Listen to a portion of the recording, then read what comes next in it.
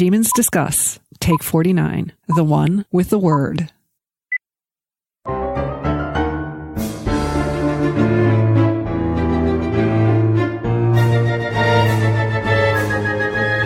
Welcome to Demons Discuss, the unofficial podcast about the All Souls universe and the topics that orbit it. We are your hosts, Angela, Jean, and Valerie. I am Valerie, and with me is Angela and Jean. Hi, guys. Hi. Hello. What are we talking about today, Angela? We are talking about Shadow of Night, Chapter 23. We've had a hiatus with our TV episodes, and now we're back to find out what happens with Diana and Matthew after they've... Yes! They miscarried. It wasn't supposed to be that cheerful. Oh. Okay, but we are back with the chapter episodes. Yes! All right, let's get into this part real quick. This podcast is sponsored by our wonderful patrons. This is going to be a quick shout out about Patreon. Quick because we have a lot of listener feedback to get to. This podcast is sponsored by our listeners, not a mattress company, not a food delivery service. No underwear here, just our fabulous listeners who enjoy the ramblings coming out of our mouth. Jean and Angela, give them incentives. Shout them out really quick. Just After show, $2 small. Swag. Swag, lots of swag. Yay! Totes, stickers, you name it. Stickers, tote bags. Okay, so if you're interested in joining us, go to patreon.com/Demons Discuss. I think that's the shortest promo we've ever done for Patreon. So, moving right along, let's go to our discussers' emails. Let's do it. Jean, start us off. We're going to kick it off with a bang. Okay. Our discusser-in-chief, Stephen. Yay! And he's got lots to say, as always. Okay. Do you hear Stephen's voice before she even starts reading it? I do. I know do I too. do. And I won't do nearly as well. Following my latest read of Chapter 23, I picked up on the topic of Goodia Alsop's house ghost gossiping about a spectral squabbling near Newgate Street. This was the chapter before Diana wove her forespell with the Garlichite Gathering. Ooh, and we get a history lesson. Newgate Street is now at the southern end of the A40 in London, northwest from St. Paul's Underground Station. The Newgate itself was an entrance in the Roman London city wall and ditch near the present-day intersection of Old Bailey, Gitspur Street, and Newgate Street. The Franciscan Greyfriars Church was established on Newgate Street within the city walls from 1255 until the dissolution in 1538, where Matthew got his old lodge. The church on this site was destroyed in the Great Fire of London in 1666 and is currently the location of a modern building of the Finance House, Merrill Lynch. Boo, the competition. Well, we like Uncle Morgan. Yeah.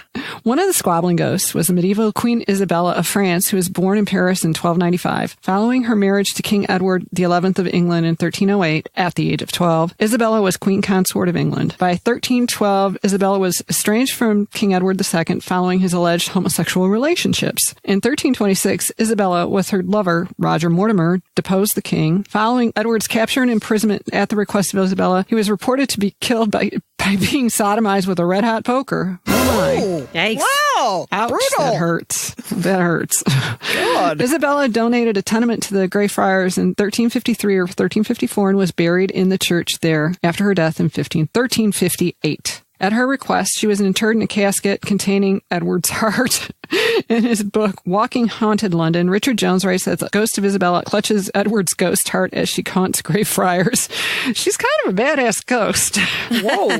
The other ghost was Lady Agnes Hungerford. In 1518, Agnes and her first husband, John Cotell, were staying at the Farley Hungerford Castle near Bath in Somerset. During their stay, Agnes incited her two servants to strangle her husband and dispose of the body by cremation in the castle oven. Oh, my God.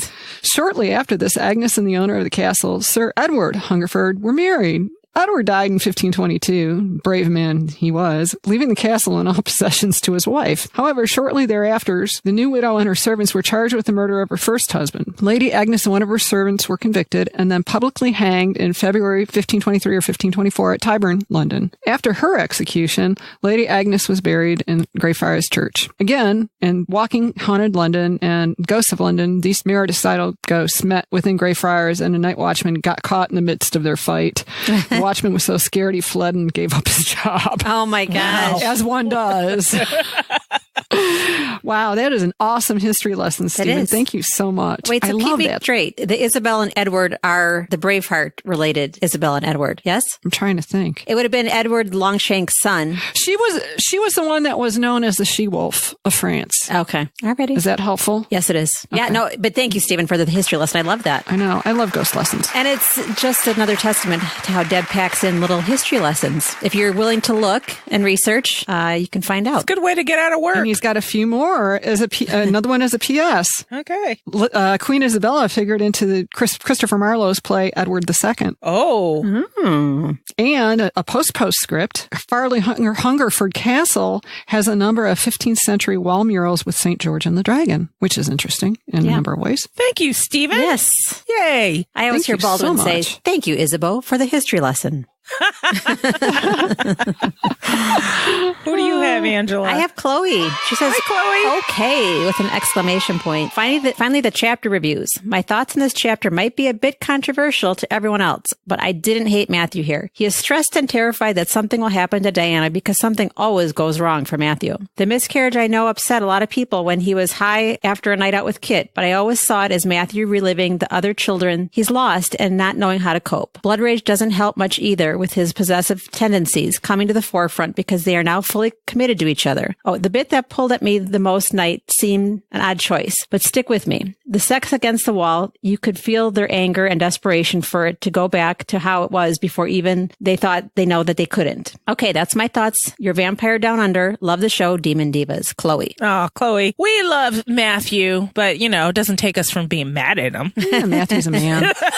He may be a vampire, but he's a man. Yeah, and he's a mess. So They have there's their that. issues. Yes. Okay. And you'll hear us bitch about it more, Chloe. Bear with us, just like we just bared with you when we start bitching about it later. So my Disgustor email is from Meg, and she's a new Disgustor. Yay! Welcome, Meg. And she says, Dearest Demons. And she spelled Dearest, D-A-E-R-E-S-T. Aw, cool. Clever. And she's like, see what I did there? We like This you. is my first discussion prompt, and I have been so excited to write you all. Let me start by saying how inexplicably grateful I am for the All Souls fan community, especially you three. My discovery of the All Souls trilogy was super random, but I think serendipity happens that way most of the time. On a travel account I follow on Instagram, someone posted a picture of a person riding on a train in Korea, and resting on the seat on the train were a couple of books, one of them being A Discovery of Witches. The title intrigued me, and I had been looking for an audiobook for an upcoming 6-hour drive. So I checked it out from my library, and I was hooked instantly. Listened to all 3 books nonstop. Jennifer Ikeda is amazing. And even before I had finished listening to the Book of Life, I had bought all of the books and started reading them too, along with listening. It was also from a random ad on Instagram that I learned that the series was being made into a TV show. My own quote-unquote discovery fell into my lap so perfectly. At one Yay. point, I was listening to the Book of Life on audiobook, reading Shadow of Night, and repeatedly binge watching the first season at the same time. I am that obsessed. Well, you're not the only one. Look at us, Yeah. I don't disagree with what she said, and welcome to the, I guess, the obsession. Welcome to the craziness. Yeah. Right. So she goes on to say, in the last 4 months, I have read the trilogy twice, listened to all 3 audiobooks, watched season 1 3 times, read Times Convert, and read The World of All Souls Guide. So all that to say, I have absolutely loved becoming a part of this fandom family. Yay. Okay, Yay. so regarding Shadow of Night, chapter 23, one of the things I found fascinating about Diana's preparations for casting her Force spell was that Goody Alsop had to cut the threads surrounding Diana in order to prepare her to weave her first spell. This seemed to me a symbolic act of Diana having to accept being cut free from her previous life of shunning her magic before she could wield the threads that make up her new identity as a weaver, though she had recently experienced death and the loss of a baby. The act of weaving her Force spell is its own experience of rebirth and new life. Thanks again for your amazing podcast and dedication to the All Souls world, Meg. And thank you, Meg. Great. Thank you for that amazing Thank you. observation, Meg. Yeah, that's awesome. Who are we at next? Jean, you again?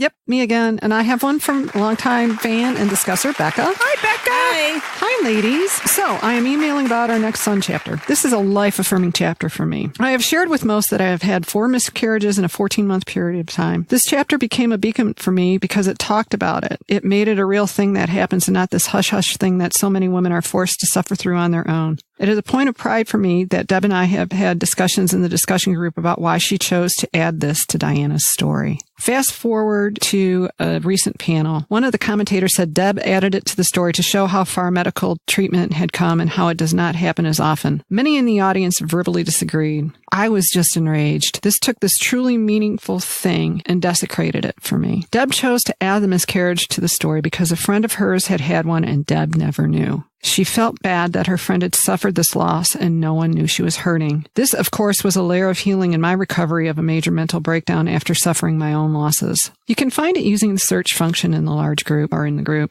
If there's going to be this difficult conversation, I want it to be right. Feel free to share this with the listeners. Awareness is so important and dear to me. Love to you all, Becca. Thank you, Becca. Thank you. I know. It's tough. It's tough. And I know there's been more than one conversation about that. And what Deb's done with this chapter, she's brought it out of the shadows, I think, for a lot of people. Well, and it's a thing that I don't normally think about until I'm sitting in the doctor's office and, they make you fill out these forms. Right. And they ask you how many pregnancies you've had.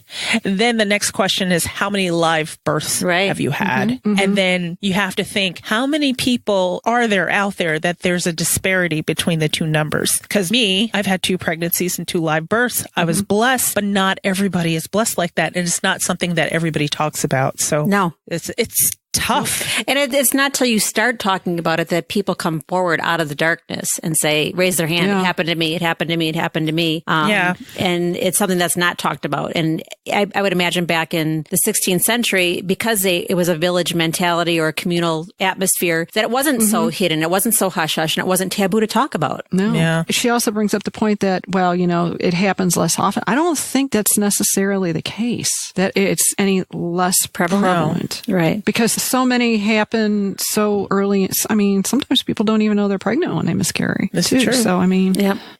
Anyways. All right. But once again, I obviously don't operate Deb's mind, but I would imagine she does not have this checklist of things she has to include, but she's just an author that chooses to include what she thinks real life is, and that is real life. Yeah, it is. Yeah, and I think I've heard her say that on more than one occasion too. It's like, that's real life. Women miscarry, women lose children, especially when you're talking in the 16th century. She said it was a fact of life. Yeah. Miscarriages, stillbirths. And I think also it would certainly be a natural topic of conversation in a group of witches when you've got so many who've probably served as midwives and healers. Right. Yeah. So, all right, who's next? Emily. We have an email from Emily. Hello, Emily. Yay.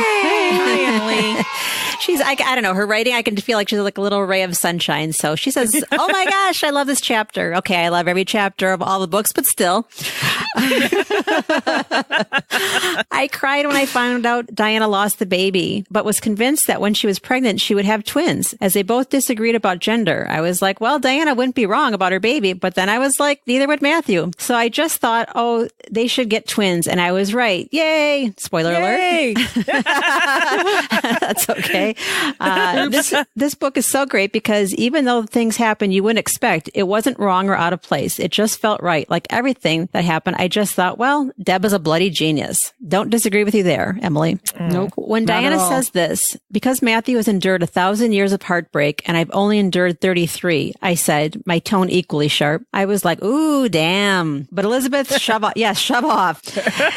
Diana can be absolute savage when she wants to. I love her. Matthew wasn't there to start with. And I was like, Matthew should be with Diana at all times, especially after this, as he knows what it must have been like. But then he believes Blanca didn't love him. He did at the time, but looking back, what this must do to someone is just, gosh, Matthew also blames himself for everything. So you can understand why he wasn't there. You can't expect him to be with her at all times. And then she goes on a little bit just to give background on Blanca and Matthew and a little bit of what she was surprised at and one of her favorite lines. So you have to look at the email in its entirety, which Val will post in the show notes. But she does close. Love you guys. Thanks for the amazing podcast.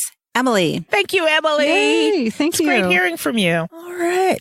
I have one from Michelle, our new discusser. Hi, Michelle. And I happen to know she was reluctant to jump in, but she did anyway. So yay! Gentle nudging. Gentle. We're going to be gentle. We promise. Okay. So this is from Michelle. She says, hello, lovely demons. I've reread chapter 23 about 3 times now. Even with so much going on and all of the heartbreak and transformation, what I keep coming back to are the requests for magic that Diana finds at the start. Who are these people asking for help? Why are they so desperate that they're hoping a witch, of whom they probably are afraid of, will help them? It might be unfair, but it's a moment where I get angry with Matthew in a section where it's already very easy to get angry with Matthew. Why does he feel it's okay both to decide for Diana and deny these people help? If half the town knows she's a witch, what does she risk by helping people? I'd love to hear your thoughts on this and whether this is another case of hot mess Matthew or if he is right for once. All the best, Michelle. And Michelle, I don't think he was right. No, this is the first time ever in the series that I was truly angry with him, pissed. Yeah. I'm going to play devil's. Me and my absent uterus are going to play devil's advocate here. Okay. C, A, he's a man. B, he was trying to do what he thought. I don't think being a man's an excuse, though. He was trying to protect her. Okay. I mean, he would not so much from her magic, but he was trying to, in his own screwed up way, give her space to grieve without other people pulling on her coattails and making demands of her. That's the operative word for me, in his screwed up way. Yeah, no, that's what I'm saying. I mean,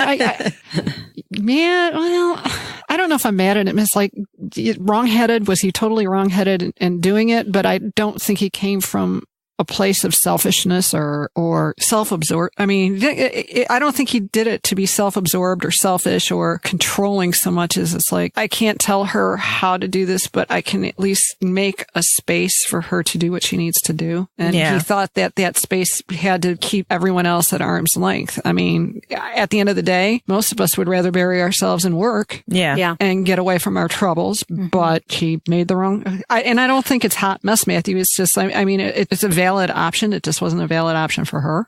I didn't take issue with him taking the trinkets, him and Pierre collecting them before she saw them. I took issue with him going out and getting high with Kit and coming home. That's a totally and that's why I said when I got pissed. That wasn't the part I got pissed at. That was when I took issue. Yeah, no, that was hot mess Matthew. That was Matthew wallowing for sure. Yeah. But now that she brings it up, I'm like, was that right for him to do that? But I can I can understand. Yeah. I can understand why he did what he felt he was doing. He didn't want her to be burning with this. But, I know how I am. When something's bothering me, I'm going to throw myself into something else. And here's the thing. That was always his coping mechanism. When things got too much for him, he removed himself. That's when he'd go away. He would go away and wallow in it. And maybe he thought Diana wanted the same. Yeah. And since she was kind of stuck in place, he made her a space to wallow because that's the only coping mechanism he ever knew. So he's 1,500 years old. What were we talking about, Angela? Do better, Matt. Yes, do better.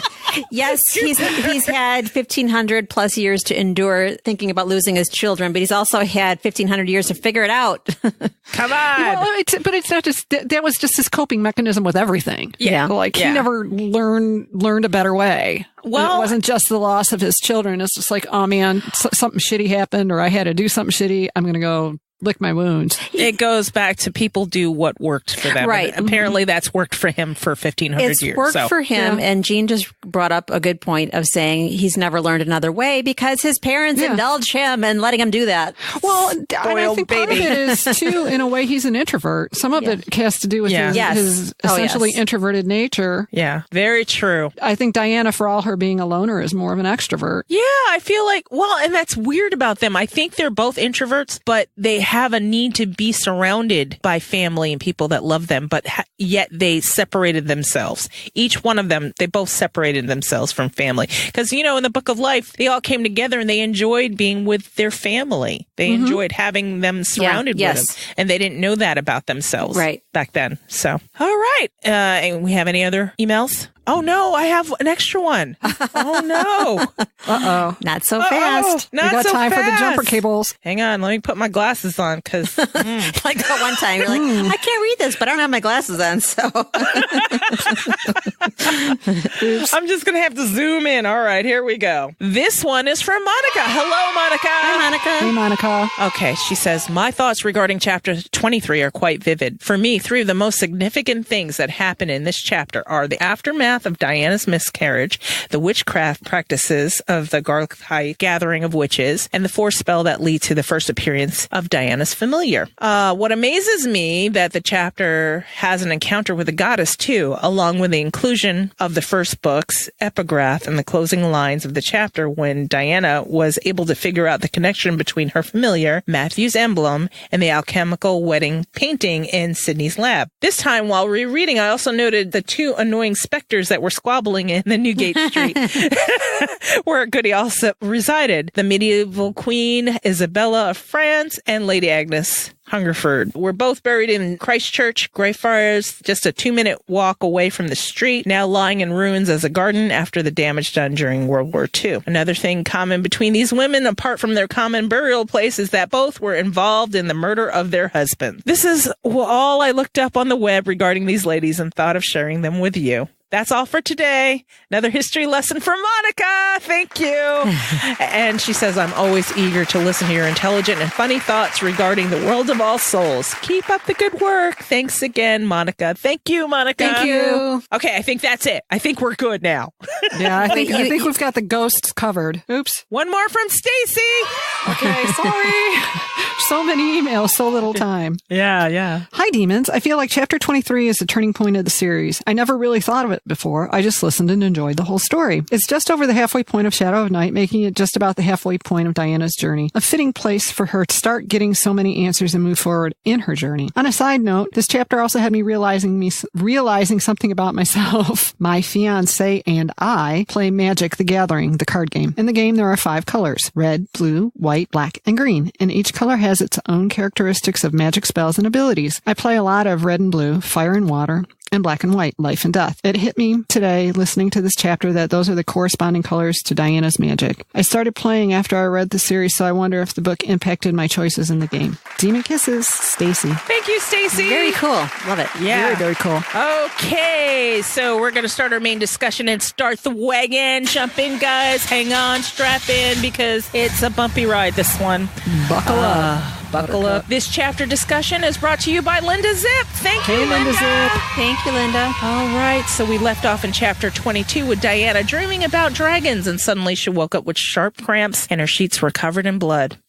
Francoise is called, but Matthew shows up with a look of devastation on his face. She has lost the baby. We open up in chapter 23 with Goody Alsop and the gathering of witches consoling Diana by sharing their stories of losing children. Yeah, here we go. We're just thrown right into it. What did you guys think?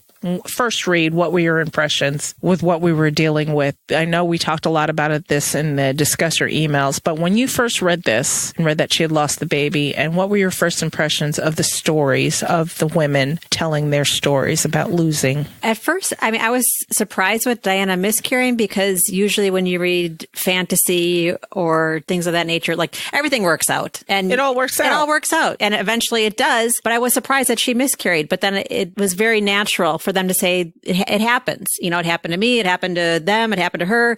They're all going on about their own experience with it, either knowing someone or having it happen to themselves, which is very realistic, whether it be 16th century or today. Yeah. Yeah, it's also very realistic to get frustrated with people trying to tell you how you should handle it and how you should grieve. Yes. Oh, yeah. I was like, okay, they've all lost children. Now, maybe if you had a gathering of 5 or 6 people, maybe 2 or 3. So, I mean, modern medicine has gotten us a little further, but still where we're at medically, it's not the best still. Well, the question also becomes, has a percentage change? I mean, because I think with birth control and whatnot, and the fact that people are just doing better family planning and having smaller families, I don't know that the percentage of pregnancies that end in miscarriage is that much lower. Well, in some things, medicine doesn't prevent. I mean, a pregnancy that you lose 8 weeks or earlier, I mean, that isn't like it's usually a genetic genetic abnormality, and that's just your body saying, nope. Yeah. This is not going to work. Yeah. And we also forget what an actual ordeal childbirth is to your body. And so losing your child in birth it happens. It still happens. Sure. So people do it all the time, and it's not an illness. It's not a malady, but it puts your body through a lot, and it's a lot for the child. It's a lot. Childbirth is a lot. It's a parasitic relationship, too. Yeah. I mean, not in a scientific sense of the word, not in a pejorative sense of the word. I mean, more biblical. Yeah. As they were talking, Susanna's like, you are young and strong. There's no reason to think you cannot conceive another child. Said like a modern doctor. Yeah. Yep. She's not wrong. No, it's not wrong. No. She's thinking to herself, no reason at all, except for the fact my husband wouldn't touch me again until we're back in the land of birth control and fetal monitors. Which is reasonable. Well, no. Which is probably more common response than anybody wants to admit. I mean, it's going to be one extreme or the other. Especially back then, you've got the husband like, well, we need to start trying again because I need an heir. Yeah, right.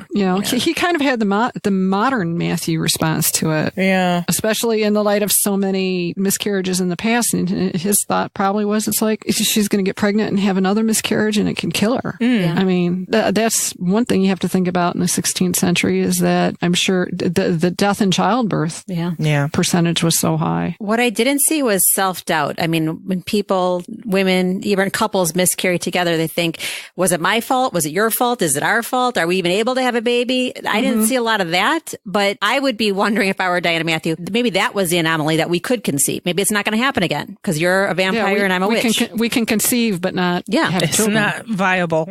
Whatever we conceive is not viable to the end. So maybe that was going through their heads too. Well, which Shelley has also touched upon. Yeah. From the genetic standpoint, that often as your hybridization goes on, that initial attempts do not flourish as they should. Goody's getting right down to it. She's like, okay, so where's Master Royden? Diana's like, he's out on business. And then, oh God, here we go.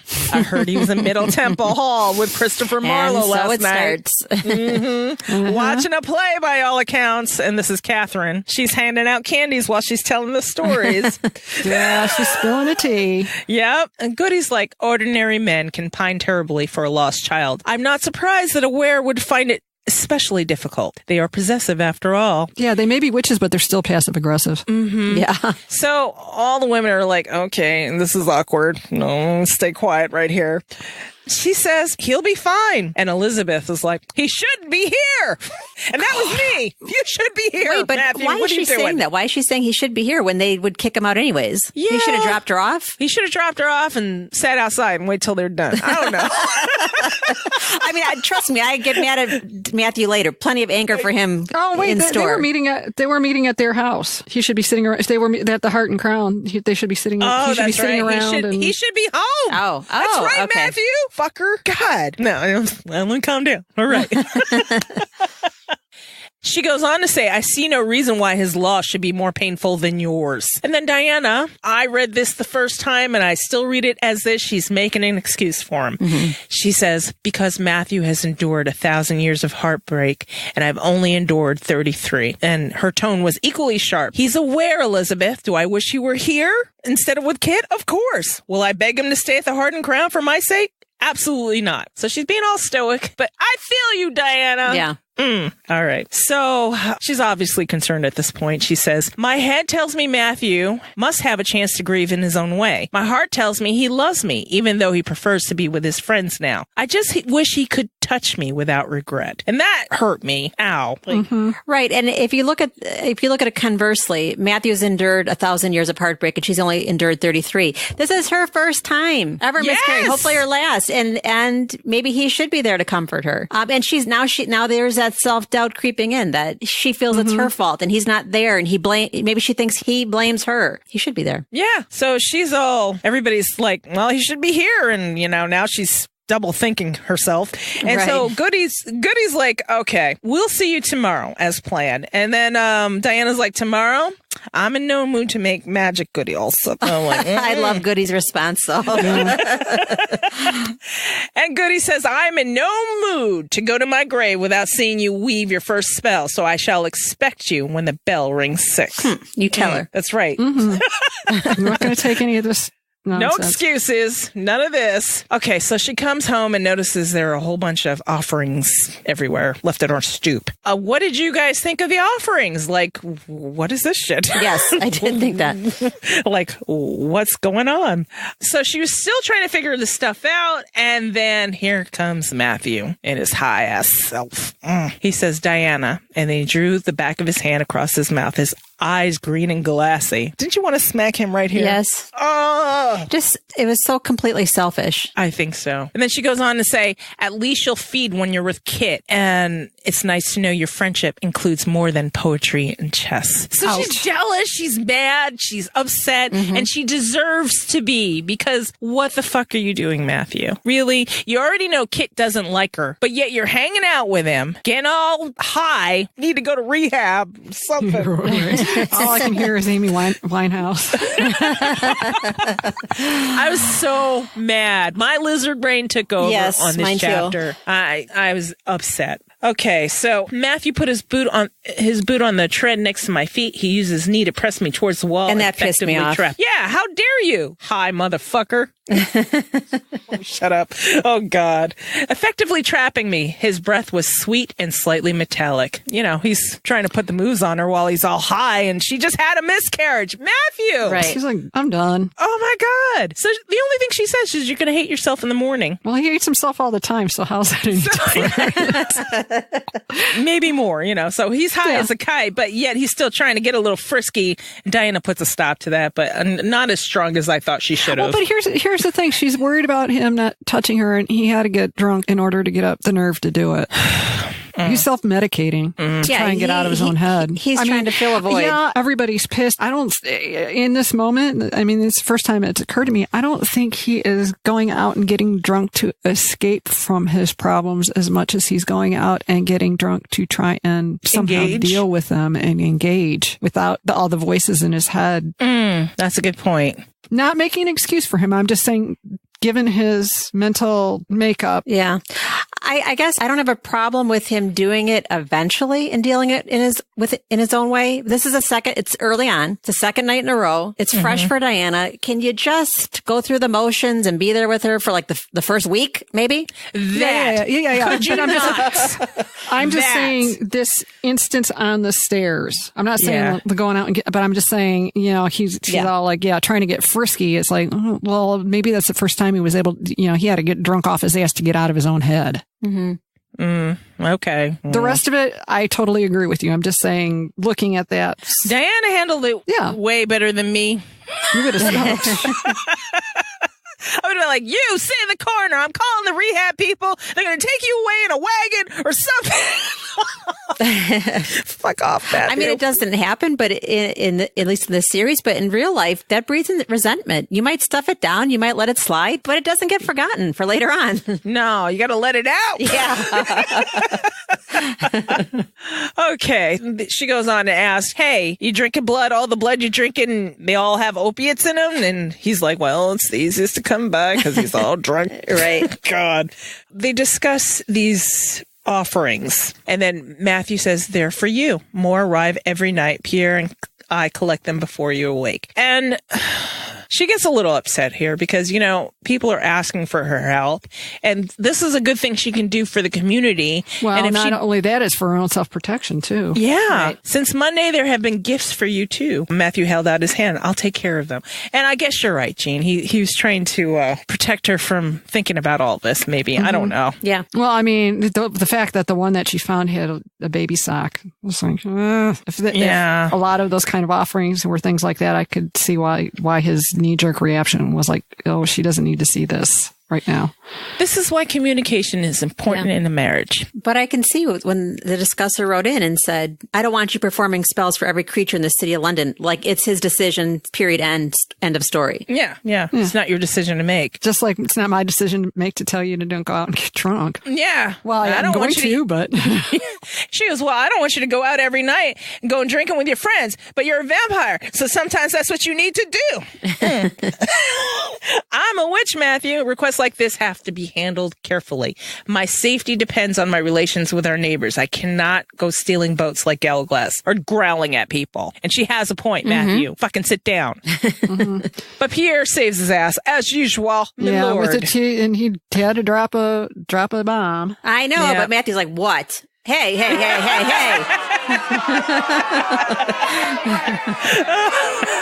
I know. Be nice to Pierre. Right. He's helping you. Anyway, Pierre brings the news that Agnes Sampson is dead. They took her to Castle Hill in Edinburgh on Saturday, garroted her, and then burned the body. And, Matthew's like, Christ, because that's what he does, right? Christ, Marcus, yes. right? See what I did there? Okay. And we get a glimpse into what Hancock's been up to. Right. Pierre tells Matthew that, according to Hancock, she barely suffered. So, and then Matthew is turning inward like he usually does. And he goes, why can't I fix this? Oh my God. Hey, now, be nice. It's a reflex kind of thing. Okay. You can't help but get in that mode.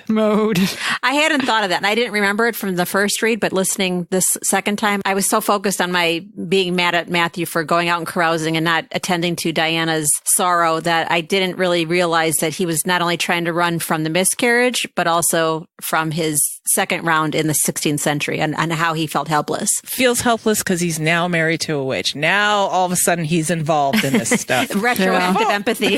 now he gives a shit. Now he gives a shit. Before he was like, it's a witch. Fuck it. Right. There wasn't the Fitzio. Right. Mm-mm. So, Pierre says he's going to go back into the city. And after Pierre takes off, Diana and Matthew are alone again. And Matthew says, I cannot bear losing another child, Diana. I just can't. And she says, I know. Again, being really nice because I wouldn't have been. But she says, I was bone weary and wanted the blessed oblivion of sleep as much as he did. I have never known my child as he had known Lucas, and the pain was still unbearable. And then she says, I have to be at Goody Alsop's house at 6 tonight. Will you be out with Kit? And Matthew, you know the right answer right here. I was saying that. Say the right answer. Say the right answer. Say the right answer. Say it. Yes. Say it. And Matthew says, no, I'll be with you. So, okay. All right. We're righting this ship. That's yes. right. Well, thankfully, I didn't get as angry as I did the first time. No book throwing this time. No. Okay, so they get to Goody's and they shoo Matthew away because he's just going to get in the way of all the energy required for Diana to cast a force spell. And she notes the preparation here. She says, my Aunt Sarah would have paid close attention to how Susanna and Marjorie readied the sacred circle. Some of the substances and equipment they used were familiar to her, like the salt, but others were not. Sarah's witch kit consisted of 2 knives, the black handled and the white, the grimoire, and the various herbs and plants. Elizabethan witches required a greater variety of objects to work their magic, including brooms. I have never seen a witch with a broom except on Halloween when they were de rigueur, along with pointed hats. Can we pause for a second? Because I thought of you exactly with the knives again. And can you give us a refresher on the white and black handled knives? Okay, so one is the athame. Athame is the center of it centers you. Some people use it, some people actually use wands for centering. One's dull and one is sharp. The white one is usually sharp. It's used to cut objects. It's used to lay intention. The black one is to remove energy, negative energy. Jean, how I tell you to burn a black candle sometimes? Yes, ma'am. Same thing. Same kind of intention. Like absorbing. Yes, it's a different tool. So that's what it is. Okay. Thank you. You're welcome. You know. The more you know. Okay, I shouldn't have sang that. That was bad. Okay, so Diana describes the unique brooms the witches brought to the gathering. Marjorie's was from a cherry branch with herbs as the bristles. Susanna's was elm, symbolic of the phases of life. And 2 of them swept the salt to cleanse the ground and the space so the magic wouldn't leak out into the world. You know, all that leaky magic. And Goody sealing the windows. And I really love the description of the ritual they used to prepare this monumental moment in Dinah's life. I also loved how they had the brooms decorated in very specific herbs, not just what the brooms rooms themselves were made of. It was Right. very Dual purpose, vivid. I can't wait to see this. Okay, so we'll put that on our wish list. Yes. We want Okay. to see this. Yes, we No, want to see it- the brooms. It's true. I mean, if the water witch, she had the aqua color eyes, and the brooms are just an extension, and it makes sense that they relate to them. Reflect their owners. Yes. Yeah. I love this passage about the ghosts in the rafters, and they were gossiping. And they were talking about Queen Isabella, as we mentioned, and Agnes Hungerford. They were resuming squabbling and whatever. So Elizabeth and Catherine were trying to loosen up Diana prior to the big event by telling her stories of their early adventures with magic. How exciting, kind of how we warm up our guests, And like kind of not stroking her ego, but kind of, they were impressed with me, how I channeled water from Sarah's orchard, and they were like, Yeah. revving her up to feel confident. Yeah, that's right. Look at you, girl. You have this halfway conquered. Look, you can do this. Bow and arrow. And Yeah. Okay. So now we're at the main event. The moon has risen. All right. So each witch went from one corner of the room to the next, breaking off a twig from their broom and placing them. So they all take their brooms, breaking off twigs to arrange a pentacle on the floor. This was new. This was all fascinating to me because I had not seen these rituals before, but I'm sure Deb researched them at one point. So that's really cool. So now lights, camera, action, they begin.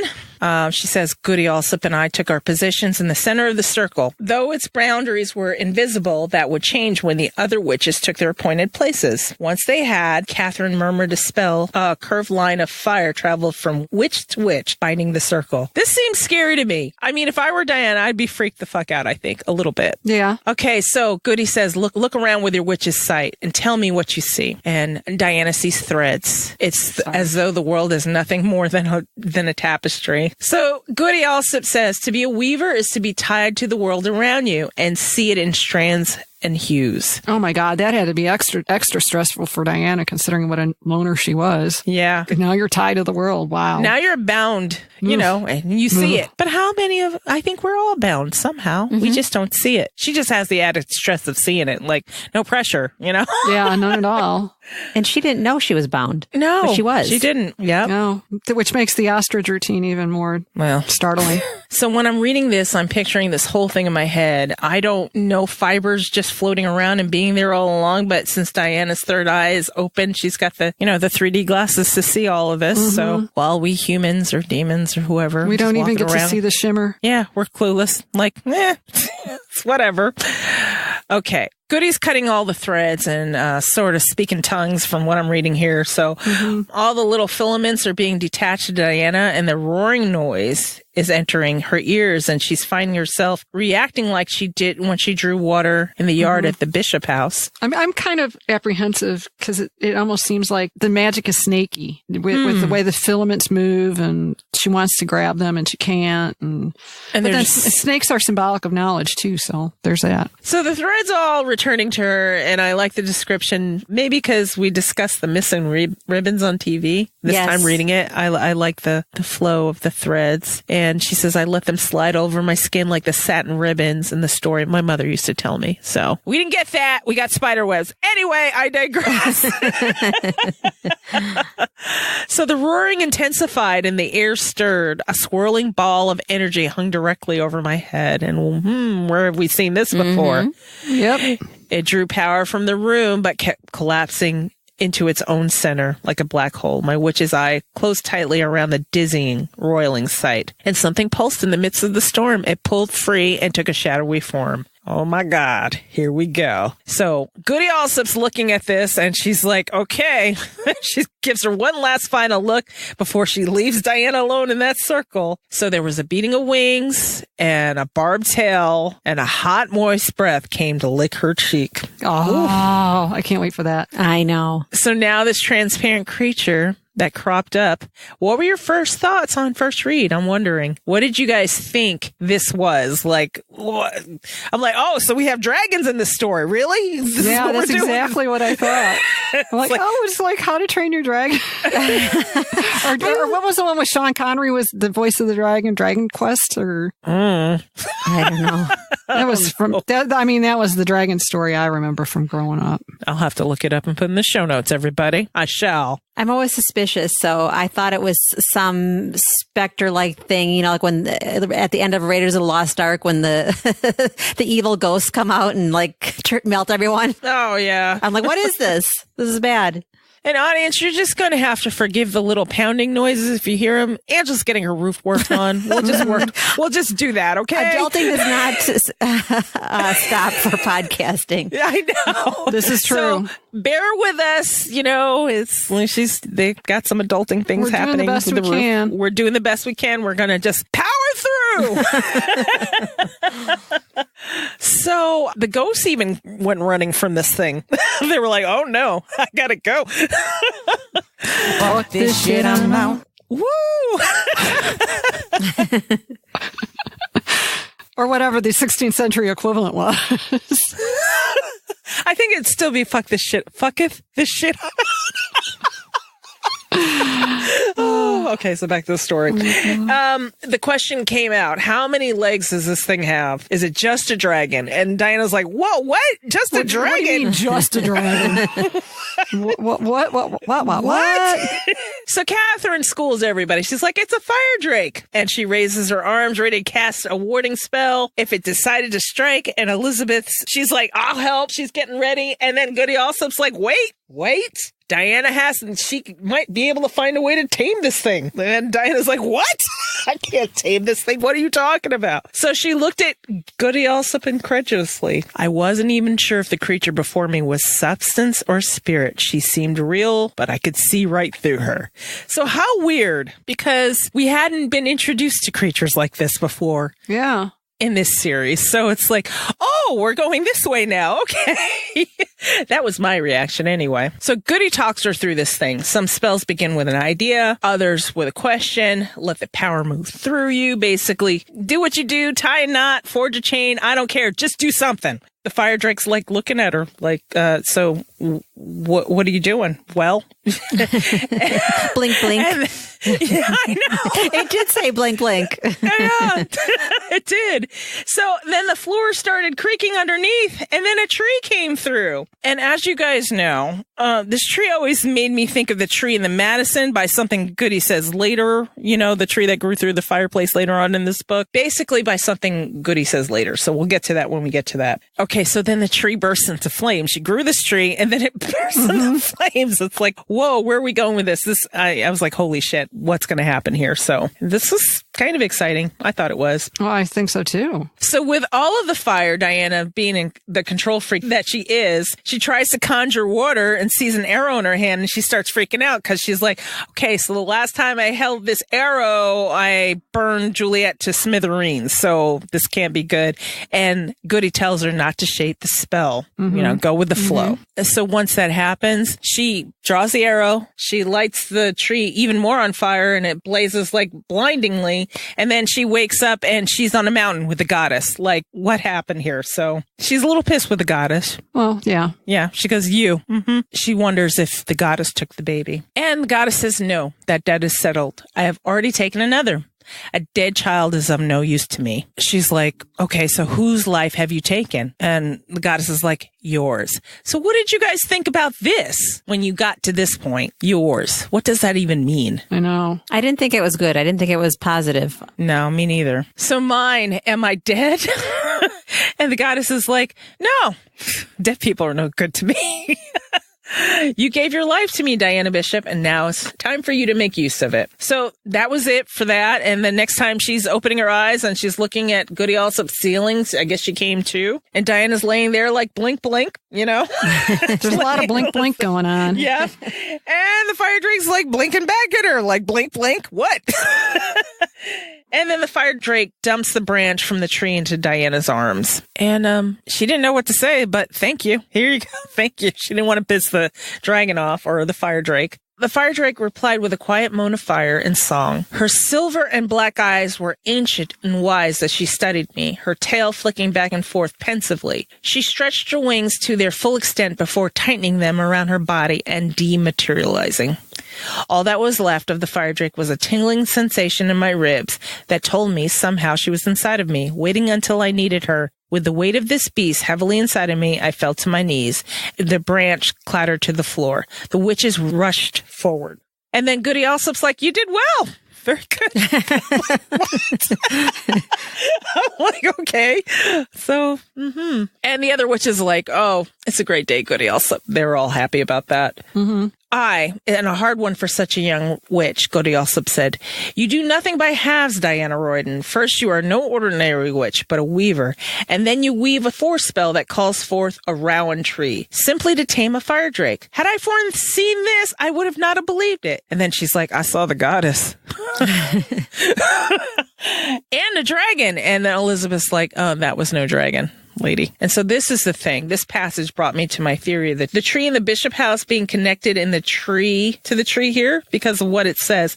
It is not every day a rowan tree pushes its branches into one world while leaving its roots in another. So I was just thinking it was like two sides of one tree. You know, that whole, it's like a graphic where they have the foliage and the roots. They kind of look the same, but it's one tree. So that's what I was thinking of when I thought of this at first, but I don't know. I don't know what Deb was thinking. I'm not in her head. No, so. I see what you're saying. Like if you picture a sphere or a globe and there's a tree on one side and you flip it over and it's the same on the other side. Yeah. So I was just thinking maybe it was rooted in the Bishop House. Maybe not. I don't know. It's all very mysterious right here. So, Well, it's similar to her chain, which Goody will mention in just a little bit. Yeah. That Diana forged. Goody senses Matthew's unease on the other side of town, headed their way. If I'm not very much mistaken, Master Royden will be around shortly to collect his wife. Let's get you on your feet or he'll think we cannot be trusted with you. And then she's like, well, Matthew can be protective, even more since the baby. And Goody's no nonsense. I love her. She's like, I've never known a wearer that wasn't. It's in their nature. They helped her up, and Master Royden need not fear in this case. We will make sure you can find your way back from the darkness, just like your fire drake. And she's like, what? Darkness? What? And the witches all got quiet. I was like, oh, maybe we shouldn't have said that. Too soon. So Goody Alsop's trying to explain. She's like, okay, here we go. We're going to have this talk. There are witches, a very few witches, who can move between this world and the next. Diana's like, yeah, time spinners. That's me. I can do that. And she's like, whoa, back up the bus. Whoa. Not between this time and the next, Diana, but between this world and the next. And Marjorie gestured at the branch by her feet. Life and death. You can be in both worlds. That's why the rowan tree chose you, not the alder or the birch. But now that you bring that up about the tree at the Bishop House, I mean, this kind of echoes when she saved Matthew, a child between two worlds. Mm-hmm. Yeah. So maybe it's not time. Maybe the roots were in the other world where the goddess was. Mm-hmm. That's where it did take root. I mean, maybe that's where she made the deal anyways. And then don't forget the other tree that took root in the fireplace. That was a blend of her warm blood and his cold blood. Mm-hmm. Yeah. Although we don't like to refer to vampires as dead, the living and the dead. No. No, only in jest she does. Like when she's joking, my undead husband. Mm-hmm. Yeah. I'm just saying. Yeah. So she's thinking the quinces and flowers. And then she thought Mary Sidney's shoes and the oak tree in Madison. And then Goody's like, and the where? So many signs pointed to the truth. And Goody sometimes pisses me off because she just talks in code. But that's what I did think she was saying about vampires when she says, and the where, because she's talking about life and death. And she's giving examples of things that she gave life and that she also took it or made die, like the quinces. Ah, there you go. And There's then she says, point. and the where. And I thought that's exactly what she was saying. Okay. So she's saying, okay, don't tell Matthew. He can't know. Not now. The baby, he's already freaked out. He doesn't want me meddling with matters of life and death. And Goody's like, yeah, a little bit fucking late for that. Sorry. Yep. And so here comes Matthew. He's already pounding on the door. And Marjorie's like, he's going to bust the door in two. He won't be able to break the binding spell, but your door will make a fearsome crash when it gives way. Think of your neighbors, Goody Alsop. And that seems to, okay. So Goody undoes the spells and Matthew's standing there. He opens the door, standing there, and he's like, okay, what's happened here? And Goody's like, hey, if Diana wants to tell you, she'll tell you, whatever. Mm-hmm. Way to throw her under the bus. She'll say something. Man. And then Diana's like, yeah, thanks, Goody. And then Catherine went to go pick up the branch from the rowan tree. It says, take this. You should have a piece with you at all times for talisman. She gave her the piece of wood.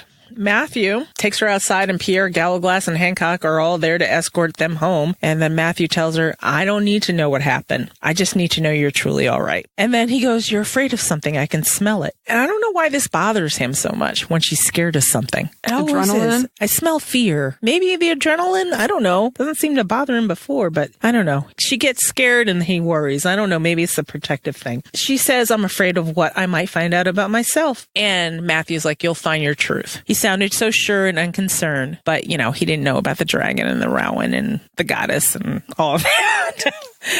So she asks, what if I become someone else and you don't like her? And he says it's not possible. And then they go on to talk about life and death, big responsibilities, but I will love you regardless. You forget I have power over life and death too. Occasionally I eat partridge. Occasionally you feed on deers, making the comparisons.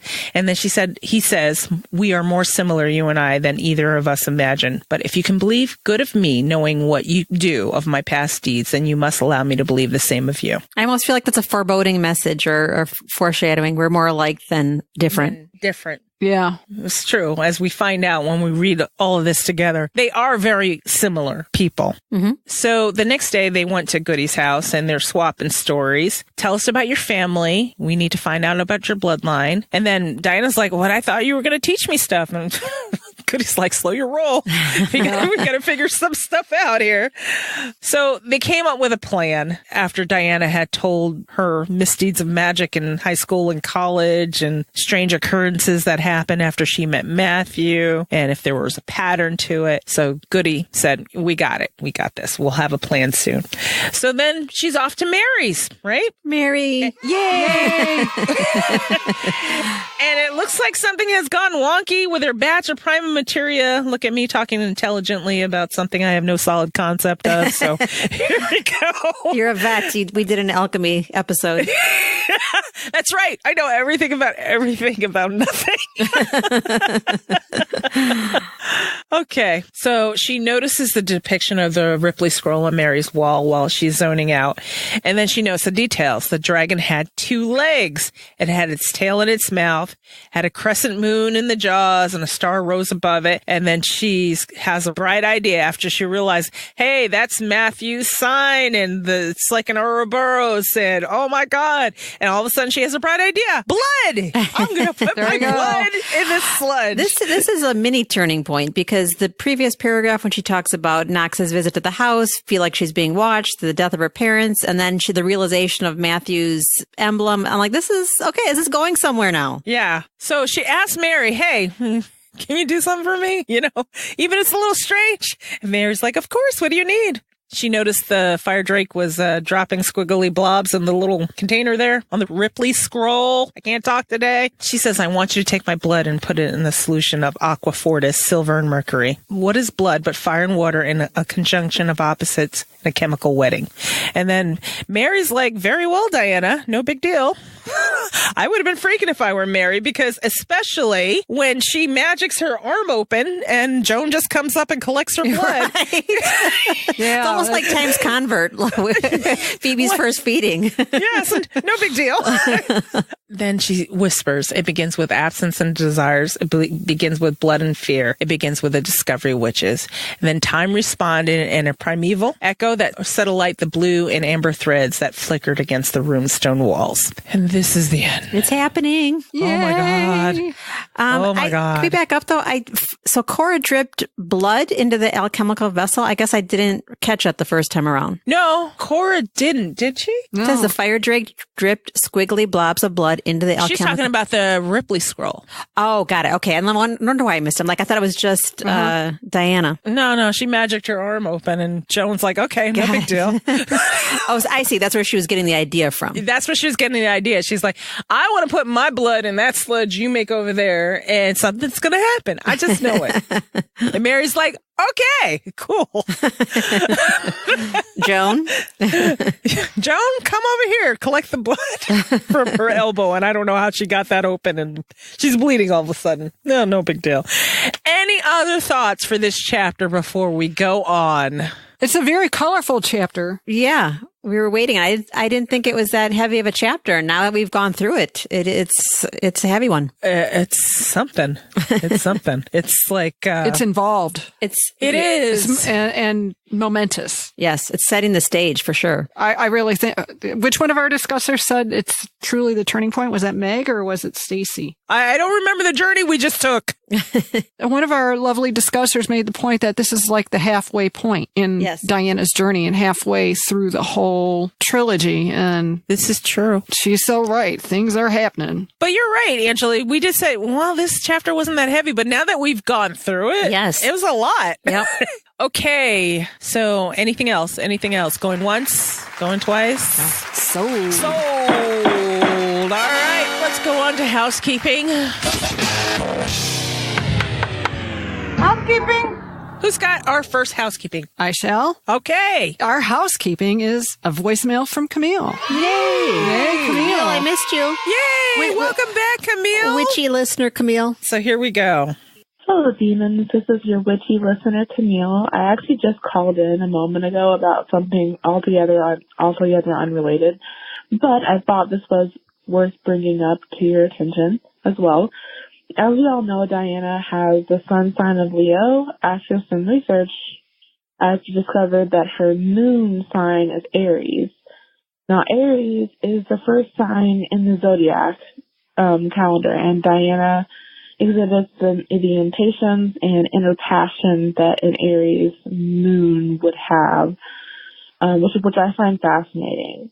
And lastly, Aquarius actually sits on her fourth house, the house of how you put down your roots and how you settle down. And this tells us she doesn't like traditional housing situations, as evidenced by her mating with a vampire.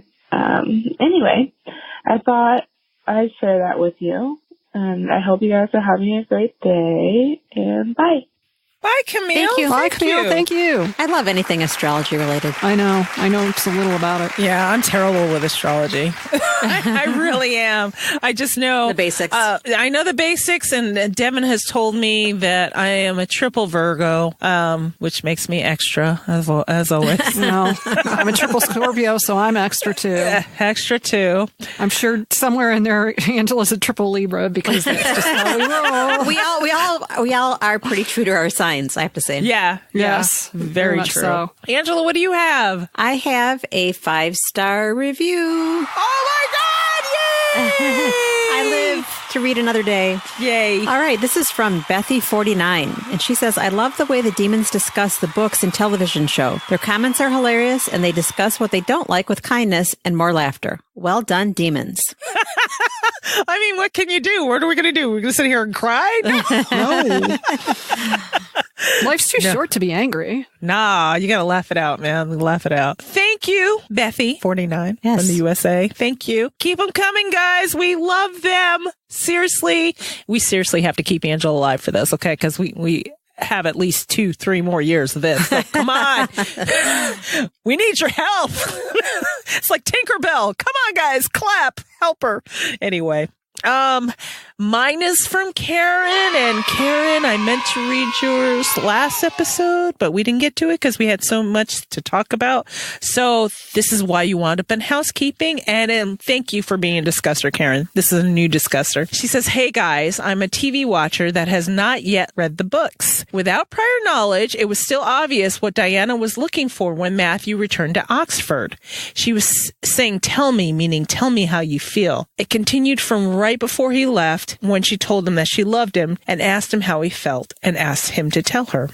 As far as the bundling scene, with no prior knowledge, I saw it as sex. I'm not sure they had sex, question mark. This is a big question for everyone, I swear. A scene where they were taking joy in each other and having fun instead of the usual sex scenes with such seriousness and no joy about it. I still assume they either talked or had sex after the scene ended. This is every conversation we've had with ourselves when we read the books. So it really had the same feel of what you described. I'm definitely filmed for the female gaze, a la how Outlander films, but that's a good thing. We don't need more sex scenes objectifying women. I really enjoyed the scene. If you have any other questions for someone who has watched the show without reading the books, feel free to ask me. Karen is offering herself to be the TV Watcher ambassador for all of us. So thank you, Karen. I appreciate that. I've seen all of the episodes of season 1. An example of something that read differently to non-book readers. I don't know if it was your podcast or another one I listened to that had a problem with the way Diana tells Matthew, "You're a vampire" in the pilot. To a non-book reader, it told me that this show wasn't Twilight-like. She recognizes vampires. There isn't going to be the dragged-out suspense as to whether or not Diana knows Matthew's a vampire. Whether the line came off badly to book readers, it came to a relief, at least to this TV show watcher. Okay, good. I don't think it was us, because I think I remember us saying, or maybe I'm remembering incorrectly, I don't know, but my reaction still would be now. It's for the benefit of the TV viewer, which is fine. I think I said something like, and in case you didn't know, she's saying it again. Right? He's a vampire. Yes. Yes. I don't think it was bad way. I just understood it was for the TV viewer. Yeah. Anyway, Karen signs off. She says, thanks, Karen. And we thank you, Karen. Thank you for giving Karen. that perspective when we definitely asked for it. So definitely thank you. And that's it for our housekeeping. So that means we are left for Save It for the Show. And I forgot to mention that housekeeping was brought to you by Shannon Rodriguez. Thank you, Shannon. Thank you. Okay, so now Save It for the Show is brought to us by Eric Ravensclaw. Thank you, Eric. Thank you, Eric. Save it for the show. Save it for the show. Guys, save it for the show. This episode, Save It for the Show. The topic is, why must Diana and Matthew's lives be concurrent? Go. This whole thing just frustrates me. Go, Gene, go. It seems like this is a binary issue for so many people in the fandom. Either they have to die together or Diana needs to be immortal. There's no middle ground here. No. And to me, the thought that Matthew ending his life because Diana's is over, just to me is distasteful, personally. It's a terrible way to imagine this. There's nothing romantic about it, honestly and truly. It's like, I get the thinking. Not to mention the fact that he tried to commit suicide once and fucked it up. I know. He's not good at it. He's not good at it. Though I don't mean to make light of it. In a way, it reduces the sacrifices that so many of the other characters are living with day to day through the centuries. I mean, we've got Miriam, who lost her mate over 1,000 years ago and only had 50 years with him. Mm-hmm. And Fernando, who only had 600 with Hugh and has been apart from him longer than they had been together. And Isabeau, separated from Philippe after centuries and centuries and centuries. And now we found out too that Godfrey's mate Johanna survived. So she's out there somewhere. And she's out there living with her grief as well. Right. I understand the thinking. Why are Matthew and Diana any different? I submit that they aren't. I think it's pure idealism. That's the thinking. It's like everybody with a happily ever after. Mm-hmm. Everyone wants everything tied up in a neat bow.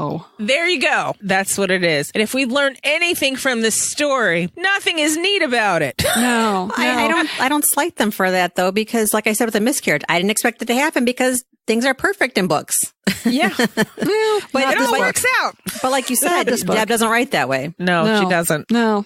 Coming from a romance perspective too, it's like, I don't want to get stuck. And I think there's also that mentality out there that we're stuck in the endless epilogue. You know, people, it's like, okay, the trilogy, we're moving on from Matthew and Diana's story to something else. And it seems all anybody wants to do is, okay, let's have an epilogue of an epilogue of an epilogue and keep revisiting them. And you know what I mean? Day to day to the end. And it's a romance genre trap too, because I see that all the time with romance authors as their fans are like, oh, well, I want to go back and see what happens here. Like, okay, you gave us a wedding, but you didn't give us a baby. And you gave us this, but not that. It's like, can't you just imagine in your head that they're off living their lives and everything's going great and allow this poor author to move on to something else that's capturing their imagination? Yeah. The story's over. Let's move along. I don't know. Matthew committing suicide at this point in his life. If they didn't have children, I think my lizard brain would be like, yeah, you should do it. I hate to say that. No, I was going to say something similar, that I don't ever consider or think about their parallel lifespans ever. But now that they have the kids, I think, who's going to go move on for the kids? Who's going to be around? They're question marks. We don't know what they're going to develop into, the children. And they're going to need somebody. I'm invested in a caretaker for them, or a guardian. Right. Mark can't do everything. No. Come on. No. Leave Marcus has his hands full. I know. He sure does. Come on. No, see, him taking his life with the children, spoiler alert, they do have children, that would be the most selfish act I can ever think of. It's abhorrent to me, and it's so against his character in so many ways. If they didn't have children, I'd be like, yeah, that's a good idea. You should go. I don't know why I think that way. Because you don't want him moping around. No, that's it. That's it. I don't want him moping around. But no, Deb has come out and said Diana's a warm blood. She's going to live a warm blood lifespan, period. And we know Matthew's tendencies. Hey, my life will be over. But now that he has kids, it better not fucking be over. Well, those children need he was you. also being the drama loud. And when he said, when your life is over, so is mine, is like, that was before kids again. Right. Yes. And that was one of her writing songs, Follow You Into the Dark, Discovery of Witches. So I'm sure it's changed now that there's kids involved, but that was an early on writing song. Right. Yeah. I mean, because, hey, she's doing what she can. He wants to grow old with her. So she's doing the little magic. He's getting the gray hairs. And by the time Diana's looking old, maybe Matthew will look old with her. And then when she dies, he'll go back to his vampire-y self, and because her magic would have been taken with her.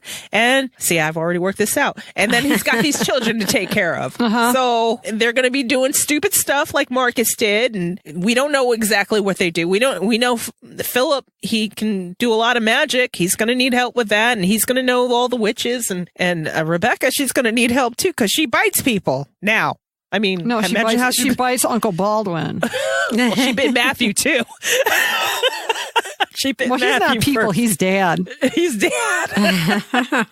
So, he's going to have to do what he needs to do to guide her along. So I don't know. That's my thought behind that. But yes, I do understand the need to wrap it up with a pretty little bowl. I don't begrudge people that. I think it's that lizard brain again thing. It's supposed to be this way. Right. Well, it's why you read sometimes, is to escape and have a happily ever after when you don't have that in real life. I'm not saying people's lives are miserable, but you want an escape where it's opposite. Yeah, where it's calm. You don't want to beat the vampire for, getting high and shit.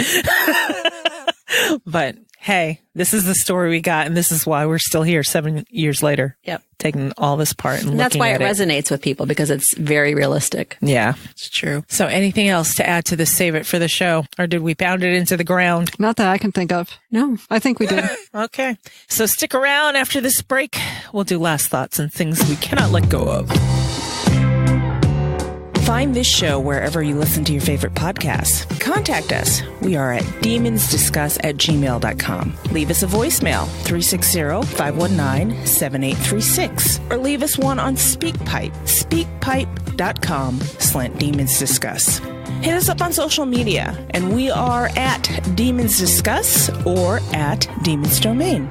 Join our Facebook group, Demonic Discussers. The keys to get in are in the show notes. And if you're listening on your mobile device, click the description. It'll be there too. Become a discusser. And there are 2 ways to do that now. And if you're in the U.S., text ADOW as in ADOW, as in a Discovery of Witches. So text ADOW to 444-999. Or visit demonsdiscuss.com. Scroll down, fill out the form, and spam our code, and that's it, you're a discusser. Visit our main site, demonsdomain.com, to see what we're up to. And if you like what you hear, leave us a 5-star review on Apple Podcasts. Keep Angela alive! All right, any last thoughts, guys? I'll let you think about it whenever. I've got one. Okay. Jean, what do you have? My last thought is I'm so happy we're back with books. Yay! Yes. I mean, don't get me wrong. The TV show was fun. No, I just haven't had time to read anything, period. That's why I'm so happy we're back with the books, because it's forcing me to at least reread the chapters in preparation for our recording sessions. And I mean, it is so odd to me. I've probably read less than a dozen books this year, which is not like me at all. I have not been reading fiction books. I haven't, which is not like me at all. I like the fiction, but for some reason, something tells me I need to read all I need to read about the Constitution, what's going on with our world, and I'm driving myself nuts with all the knowledge I'm getting. But it's how I cope with stuff. So I'm hoping our world will get to the place where I can relax and feel like I don't need to inform myself constantly with all the things. I don't know. I should force myself to read something enjoyable. But these are enjoyable. Rereading this is enjoyable to me. So that's good. Angela, what are your last thoughts? Last thoughts. I don't know. I don't really have last thoughts. I'm just latching on to Jean's with the books, but Shadow of Night, of course, is my favorite, your guys' favorite. So I can't wait to get through this. But honestly, I really can't wait to get to Book of Life, because I'm seeing Shadow of Night, which I already loved, in a new light. And the Book of Life was not my favorite. And I can't wait to appreciate it for what it is now. Yes. Okay. So let's go around the table and say what we didn't like about it. We're always kind in our criticism. Jean, what did you not like about Book of Life?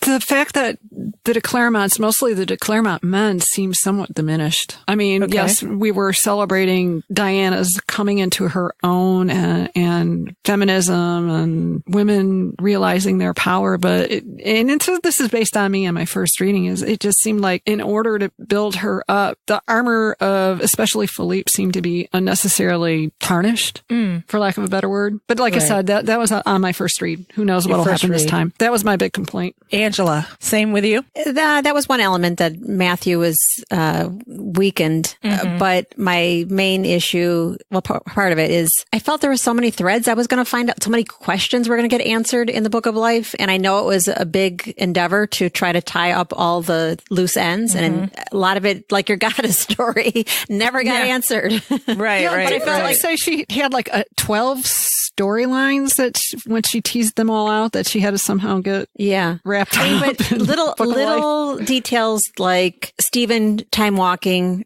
to another period with the wrong clothes. He was looking more like Walter Raleigh than was that what it was? I don't remember. Or Ben Franklin than Walter Raleigh. Yes. Right. Sophie Norman's dad, who tied the knots so specially. I thought we were going to find out more about that. I thought we were going to find out more about Jeffrey, that he is going to pop up, somewhere not in present day, but that thread would be carried through, because they were leaning so much that he was so special, or hinting that he could have been a weaver. Yeah. Just little things like that. I thought, we're going to find out everything, and maybe that never was the case. Maybe, but like I said in another previous episode, I don't go into things like that anymore with those expectations, because it's not about what I want. It's about how it really is. And that's why I look forward to it this time. For me, it felt very, okay, show's over. We're wrapping up now. And they're packing up the furniture. I'm like, wait, I'm not done. Yes. They're taking down the curtains, taking down all the backdrops. I'm like, wait. Yeah.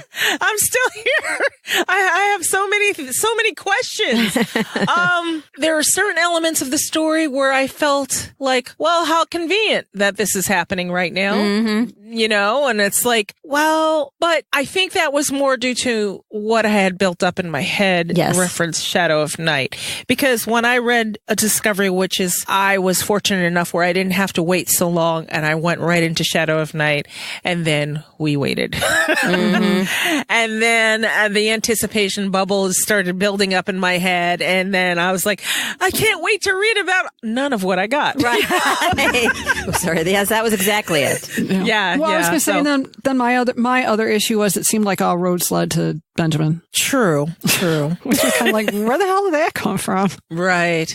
And that was the other, and that also tied into my whole business about the diminution of especially Philippe. Like, yes. Okay, Benjamin's this big bad, and nobody figured out what the fuck he was up to. I felt like Philippe deserved a hero's death. Yeah. And it wasn't instead of going out like that. By a punk. Thank you. By a punk-ass punk. Yeah, he didn't get gunned down walking out of Peter Luger's. He got gunned down by somebody trying to shake him down for his wallet. Yeah. I will tell you, I enjoy the chapter with Gerber. I thought that was... I enjoyed the fuck out of it that he was sitting there trying to hook up with people on Tinder. on social media. And what a mess. And Isabel was just like, okay, while Shopping you're for doing sex that... toys. Now, can you picture the Gerbert we know of TV? I know. Oh, Jesus. Oh, God. He's on FetLife for sure. Oh, good Lord. And, of course, we have the whole issue with Gallowglass, and there's just a whole lot of stuff happening there. But, when we get to that, we'll talk it out, and I think we'll be fine. Yeah. I think we will be too. I enjoyed that book, but not as much as I did Shadow of Night, which was my favorite. And A Discovery of Witches was a good entry into Shadow of Night. It all leads to Shadow of Night. Yeah, right. Oh, I agree. For me, but I talked to other people, Book of Life was their favorite, or I'll talk to some people and they'll say Discovery Witches. I think Discovery Witch is a huge favorite for a lot of people. So, yeah. Shadow of Night was, I don't know, the pinnacle. If you didn't have Shadow of Night, it would just be too, I don't know what to say. I don't want to say ordinary bookends, but if you didn't have that fantastical element of Shadow of Night where they time walk, where you meet Philippe, where she comes into her power, there's just so many elements that are unique and really make the series. And they're allowed to be without being chased down constantly. Yes. So it was a nice breather in the same way that it was kind of a little stressful because we didn't know what was going on in present day, but they got to retreat away to this place, to this different place, and we got to learn new things and meet new people. So. And it just felt like such comfortable writing. Well, that was her comfort zone. Yes, right. That's where she was in the zone. Yeah. So any other last thoughts besides that, Angela? Jeez, for someone who doesn't have last thoughts. I'd have to thank you for propping me up. All right. So my last thoughts, nothing book related. It has to do with TV show. Mm-hmm. The new TV page has been erected. Yay. For season 2. And you want to give them the link? I will give them a link. I think it is visit.demonsdomain.com/ADOW TV News. That's ADOW TV News. So. And that'll cover series 2 and starting with a few tweets right now from Deb, and Valerie, not we. Valerie will be updating it regularly. Yeah. As I feed her. Angela's going to feed me the information and I shall put it up on the page, and that's how that's going to work. So that has been erected. The old page still exists, and there's a link to it on the new page. And also, if you go on our master post list, it is listed there too, the run up to season 1, 2018. Just click that link and you'll see everything that happened the year prior when we were doing the run up to the wonderful 8 episodes that we got. Also, Redbubble store, fuck the shit I'm out t-shirt. Get one. It is go.demonsdiscuss.com/shop. There, a pretty link. I did it. Woo! And that's all I have. Anybody else have anything? I'm set. You're set. And all of you people that joined us for the TV reviews and you're sticking with us for the chapters, thank you. We appreciate it. We hope you stick around with us. And we also have chapter reviews too listed on a separate page, and you can follow the chapters along with us. That is go.demonsdiscuss.com/chapters. And you can see all of the chapters from A Discovery Witches up to where we're at now, chapter 23. Our next episode will be chapter 24. Are we going to do chapters, or are we going to do a character study? Because it's going to be take 50. Oh, yeah. Why don't let's put it up for a vote. Okay. We'll send out an email to our discussers. We'll give you guys a short fuse, and you let us know what you want us to do. We'll put up a vote. Woo! I'm going to have to do that soon because we'll be recording that soon. Yes, we will. Okay, so discussers, keep an eye out on your emails, and if you're not a discusser, we'll put it up in the group, and we'll send out the email. We can put a poll up. Right. And if you're not a discusser in the group or the email, you can join our discusser group, and that'll be in the show notes. Or go to demonsdiscuss.com and type in your name and email address in that little form, and you can become a discusser that way. So there, that's it. I think I've talked us out. We're good. We're good. Anything else? Anybody? Nope. Let us say goodbye. Bye, everyone. Bye. Bye-bye. Demon kiss. Mwah. We'll talk to you in a fortnight.